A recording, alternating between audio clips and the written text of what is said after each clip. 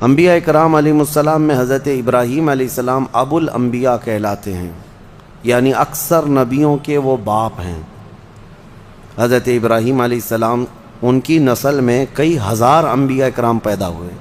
خود ہمارے آقا صلی اللہ علیہ وسلم بھی حضرت ابراہیم علیہ السلام کی نسل میں ہیں، تو ان کو ابو الانبیاء کہا جاتا ہے۔ ان کا تفصیلی واقعہ اس سورہ انبیاء میں موجود ہے کہ ان کے گاؤں کے لوگ بت پرست تھے، وہ بتوں کو اپنے ہاتھوں سے تراشتے تھے، پتھروں کو، اور اس کی پوجا کرتے تھے، اور ابراہیم علیہ السلام بچپن سے ہی لوگوں کو منع کرتے تھے، اور انہیں یوں فرماتے کہ تمہیں کیا ہو گیا کہ تم ان پتھروں کے پاس رہتے ہو؟ ما هذه التماثيل التي انتم لها عاكفون، یہاں تم اعتکاف کیے بیٹھے رہتے ہو پتھروں کے سامنے۔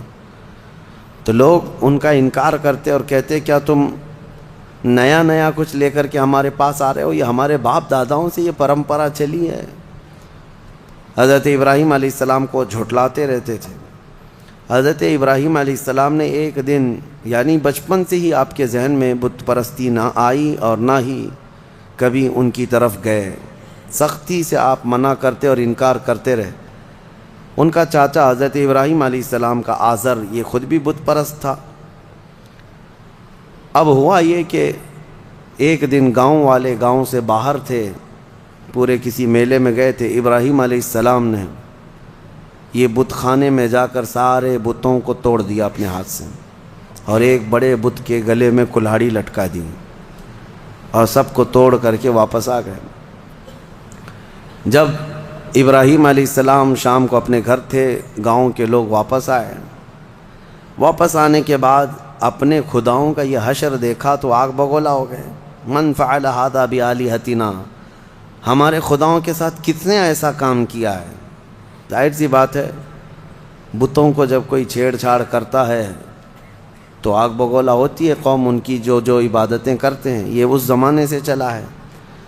اور جب لوگوں نے دیکھا کہ سب ٹوٹے پوٹے گرے ہوئے ہیں، پوچھا کہ کس نے کیا ہوگا یہ؟ تو لوگوں نے آپس میں ہی کہا ایک لڑکا ہے ہمارے گاؤں میں جس کا نام ابراہیم ہے، اسی نے کیا ہوگا۔ بادشاہ وقت جو تھا اس وقت، نمرود کے پاس یہ مقدمہ لے جایا گیا، اور پھر سارے لوگوں نے کہا کہ اب یہ مقدمہ سزا کے بغیر حل نہیں ہوگا، بلاؤ ابراہیم کو، کہاں ہے؟ ابراہیم علیہ السلام جوان تھے، بلایا گیا، پوچھا گیا کہ کیا کیا تم نے ان کے ساتھ؟ یہ سارے ہمارے خداؤں کے ساتھ کیا کیا؟ تو ابراہیم علیہ السلام نے کہا ان کے بڑے نے کیا ان کے ساتھ۔ پوچھا تم اکیلے گاؤں میں تھے، کس نے کیا یہ؟ تو ابراہیم علیہ السلام نے کہا ان کے بڑے نے کیا، کیونکہ ایک بڑا بت ویسی چھوڑ دیا تھا انہوں نے اس کے گلے میں کلہاڑی ڈال کر، اور باقی سب چھوٹوں کو سلا دیا تھا۔ تو بڑا جو کھڑا تھا، ابراہیم علیہ السلام نے کہا ان کے بڑے نے کیا ان کے ساتھ، جبکہ وہ مراد لے رہے تھے ان کا بڑا تو میں ہی ہوں، ان کے دل میں یہی تھا کہ ان کا بڑا میں ہی ہوں۔ تو پھر اس کے بعد ابراہیم علیہ السلام نے ان سے کہا تم مجھ سے کیوں پوچھتے ہو؟ ایک تو ابھی بھی کھڑا ہے نا، اسی سے پوچھ لو، باقی تمہارے چیلوں کو کس نے گرایا، کس نے مارت گرایا ہے؟ ایک تو ابھی بھی کھڑا ہے۔ تو اور آگ بگولا ہوئے، استہزاء مذاق سن کر کے، اور کہنے لگے کیا ہم ان سے بات کریں گے؟ وہ بات نہیں کر سکتے ہیں۔ تو ابراہیم علیہ السلام نے کہا اف لکم ولما تعبدون من دون اللہ افلا تعقلون، تف ہے تم پر، افسوس ہے تم پر، اللہ کے سوا دوسرے کی عبادت کرتے ہو، کیا عقل نہیں رکھتے؟ ایسی کی عبادت کرتے ہو جو نہ تمہیں نفع دے سکتا ہے نہ نقصان دے سکتا ہے۔ یہ ابراہیم علیہ السلام نے ان کو کہا، تو وہ اتنے آگ بگولا ہوئے، اتنے غصے میں آئے کہ سبوں نے کہا حرقوہ، ابراہیم کو آگ میں جلاؤ، ایسے نہ چھوڑو، آگ میں جلاؤ۔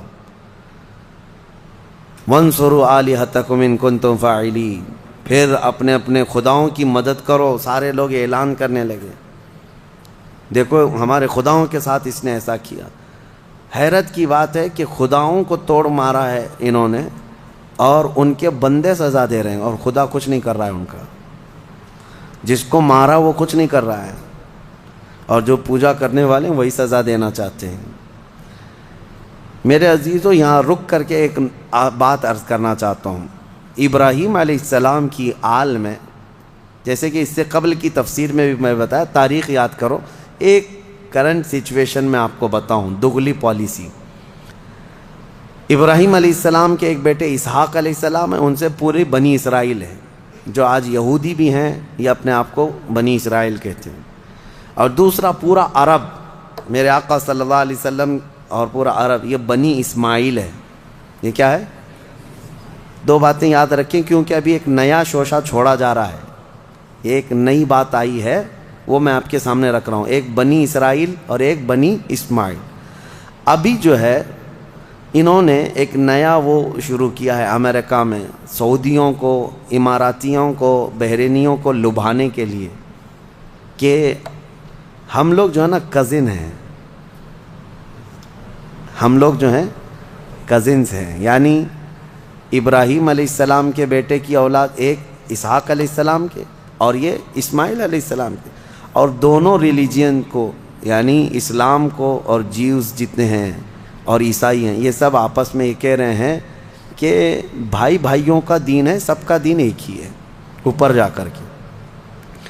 تو یہ شوشہ چھوڑا، اور یہ میں آپ کو ایسی بات نہیں کر رہا ہوں، اب اس پر بڑے بڑے سیمینار اور کانفرنسیں ہو رہی ہیں، سعودی بھی اس بات پر اب متفق ہونے جا رہے ہیں کہ ہم سب دین ابراہیمی پر جمع ہو جاتے ہیں، جتنے ابراہیم علیہ السلام کے دین پر تھے سب جمع ہو جائیں گے، اب اس میں یہودی بھی آ گئے، عیسائی بھی آ گئے، مسلمان بھی آ گئے۔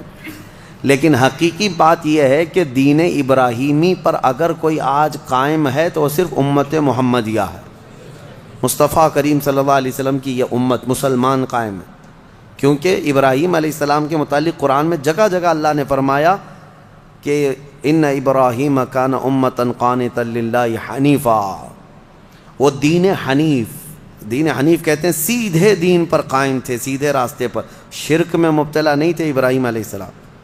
دو خداؤں کا ذکر، ابراہیم علیہ السلام کا جو دین تھا وہ یہی دین ہے جس پر آج ہم عمل پیرا ہیں۔